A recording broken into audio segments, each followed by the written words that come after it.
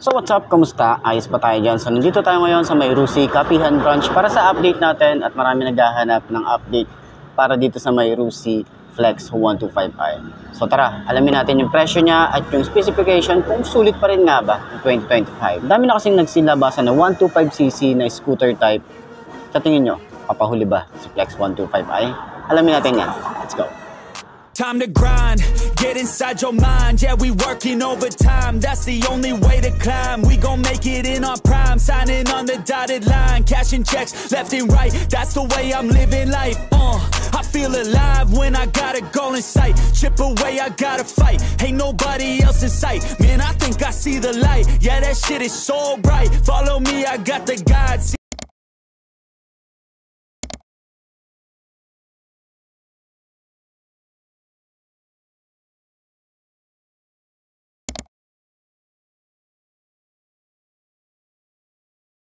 So yun nga mga best, no, sa lahat ng mga nagtatanong magkano nga ba ang ganitong motorcycle, ito ay nagkakahalaga ng 60,000 pag kinuha nyo ng cash. At syempre available pa rin yan sa installment. Lalagay ko na lang din yan sa screen nyo para at least meron kayong reference sa mga gustong kumuha na ganitong motorcycle. So sa tingin nyo, sulit nga ba ang presyo niya ngayong 2025? At para naman sa mga nakagamit na ng ganitong motorcycle, baka pwede nyo i-comment dyan sa comment section ano nga ba yung mga naging experience nyo sa motorcycle ito. Ayos yan, di ba? You on the other side, son. Ain't nobody know what I've been through. Ain't nobody know what I can't do. I'm ready to go into battle. I'll put on a show, razzle dazzle. I'm about to take off. Never gonna stop till I'm chilling at the top, yeah. No, I'm about to take off. Never gonna stop till I'm chilling at the top, yeah. So get out my way, I'm here to stay. You can try another day, yeah. Cause I love the taste of winning the race. Gold medal, first place, yeah. Never gonna stop. So yun ang mga best, no, sa lahat ng mga nagtatanong ng update para dito sa Flex 125. Wala pa naman silang nilabas na bagong colorway, mga bagong kulay na iba't ibang variant, no. So ngayon ito pa rin, at dun sa likod meron tayong mga kulay gray, kulay black, pero yung decal yung pa rin naman, wala pa namang update talaga na binabago dito kay Flex. Pero sana magkaroon ng mga update, magkaroon ng keyless, malay naman natin magkaroon ng keyless, and then gawin nilang liquid cooled, malay natin sa mga 125cc magkaroon ng ganun, malay naman natin, di ba? So side stand muna natin, ayan. So sa side stand, gusto ko yung pagkaka-bend niya or pagkakahiga niya, safe naman siya kahit sa parking mo ilagay. Huwag lang talaga siyang bubungguin. Pero ayan, 5'2" ang ating height sa mga nagtatanong. Okay? Ayan, take 2 tayo kasi nga nabuwal yung stand ko. So ayan, 5'2" ang ating height. Ito talaga kayang-kaya natin siya, oh. Ayan, hindi naman tayo masyadong sobrang tingkayad. Ayan, manageable naman siya. Para sa mga 125cc na naupuan ko, ito yung pinakamababa na naupuan kong 125cc na scooter.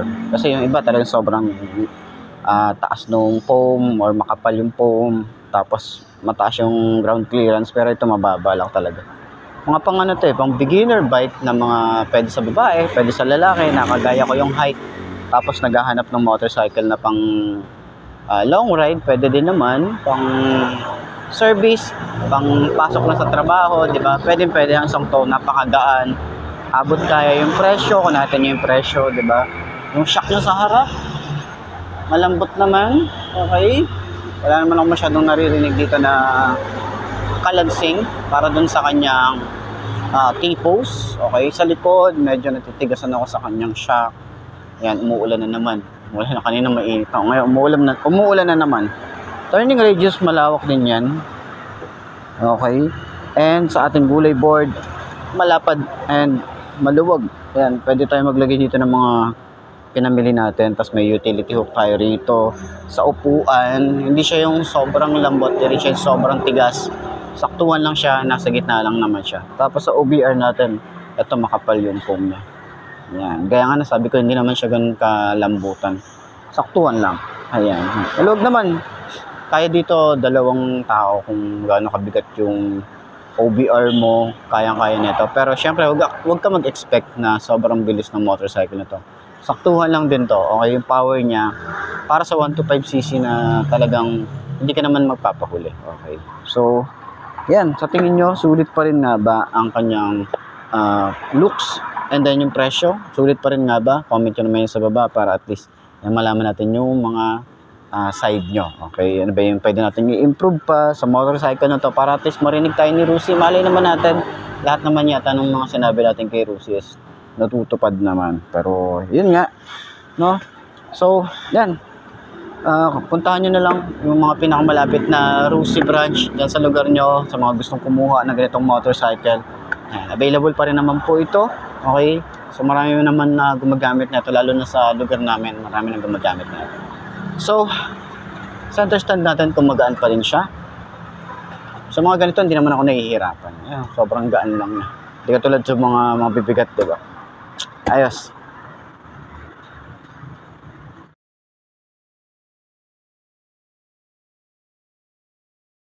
Okay, walk around para dito sa my Flex 125i at marami nagtatanong, mga naghahanap ng update.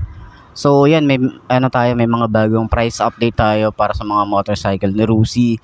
And then Flex 125, walk around na natin. Let's go.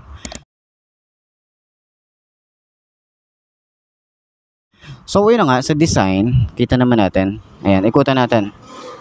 Kita natin na wala namang masyadong binago sa decals. Yung kulay niya is same pa rin naman. Meron tayong white dito, meron tayong gray, may black pa rin tayo rito. Yung lining niya, ito pa rin. Pero sana meron silang baguhin din dito. Lalo na yung ibang mga motorcycle nila, nagbago ng mga kanilang, ang tawag dito, nagbago na ng mga colorway, mga lining, mga decals, nag-iba't iba na sila ng itsura. Pero itong si Flex is nananatili pa rin na ito pa rin yung design niya. Para malay naman natin dahil nga sobrang dami din na ino-open ngayon or kinukuha ni Rusi na motorcycle ngayon, nire-rebrand nila para ibenta at para sa mga taong masa natin na taong bayan natin na naghahanap ng affordable and talagang matibay naman siya kung talagang aalagaan mo ng maigi. Ayan. So yung design para dito sa taas or sa front view niya, may mga lining pa rin tayo rito. Ayan, may mga pa-edge pa rin tayo na design. And ito pa rin yung itsura niya, parang carbon fiber finish. And Euro 4 na rin to, FI. And sa looks niya talagang wala tayong masasabi na kamukha nito. Wala pa akong nakitang kamukha nito. Tapos nagandahan ako dito sa headlight. May mga chrome pala to. Ayan, kung titingnan mo maigi, pero lahat ng ilaw nito ay LED na. Ito yung kanyang daytime running light hanggang dito sa side, signal light. Ayan, may mga parang pang-winglet tayo na design dito. May mga pa-sharp na design. Yung kanyang front fender. Ayan. Flexible naman, tapos hindi siya masyadong, alam mo yun, malutong. Telescopic fork. May Rusi tayo na naka-emboss dito. Yung kanyang mugs. Ayan, naka-spider mugs kung tawagin. So medyo madumi lang talaga yung itsura dito. Kasi nga nag-uulan, medyo natatalsikan talaga siya rito. Ayan, so mga bagong deliver lang din yan. And meron tayo rito ang disc brake, naka-dual pad caliper. And Yuanqing yung brand. Meron tayo rito ang 1790 by 14 yung kanyang size. And tube type pa rin naman to. Pero pwede nyo pa tubeless na yan. Okay?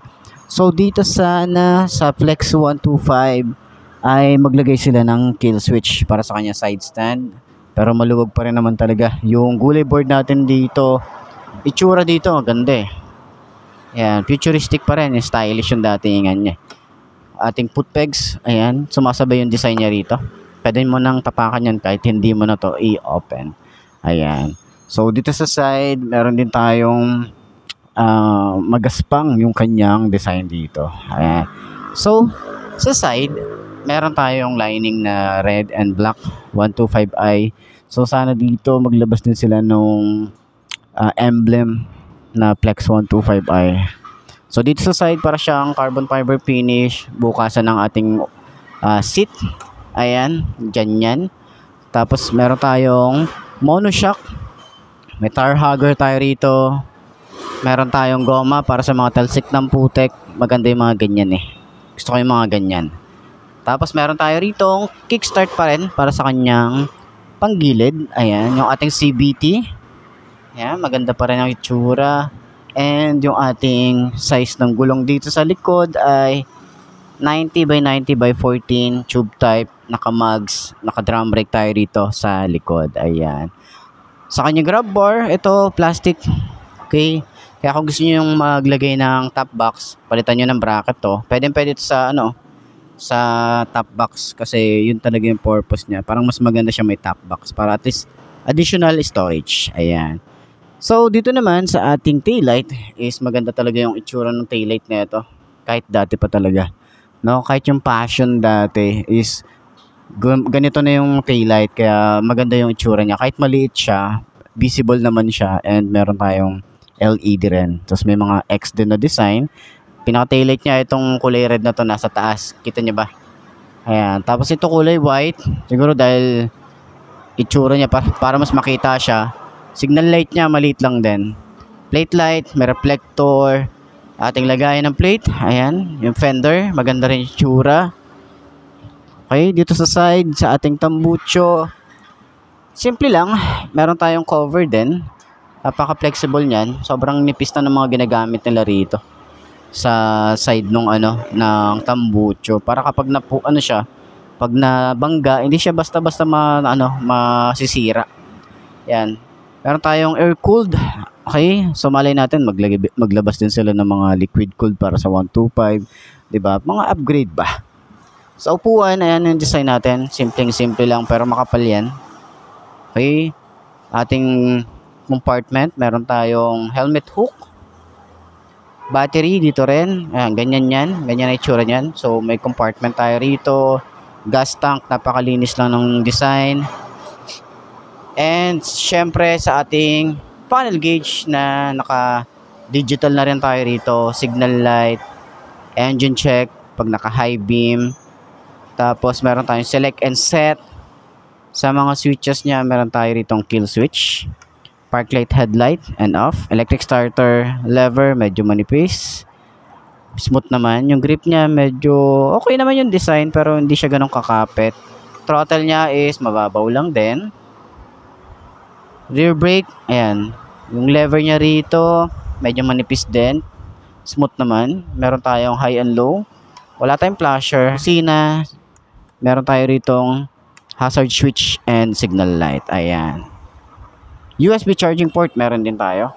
Ayan. Side pocket, malalim din yung part na to. Dito mababaw lang. Utility hook and then yung ating ignition, simple lang. At yung susi natin, simple lang din. Ayan. So, yun. Update. Yung ating update dito, yung price niya. Okay? And yun lang naman yung ating mga price update ngayon. And kung ano nga ba yung at itsura pa din ng Flex 125i. So, sana nakatulong tong video na to para sa mga naghahanap ng ganitong motorcycle. Ayos yan. So, yun na nga mga boss, no? Ito na ba ang motor na babagi sa'yo? Kung ito na nga ay markahan mo na at mag-subscribe ka na sa aking YouTube channel. I-click na rin yung notification bell para updated ka sa lahat ng videos na upload natin. Dito araw-araw, so laging tatandaan mo wala sa brand ng motor. Ang tatagal yan, kundi na sa pag-aalaga mo yan. Tatagal yan, ayos na ayos yan. So, kita ka na lang ulit tayo bukas. I'm Mark D. Ciao. Maraming salamat sa inyo. Babush.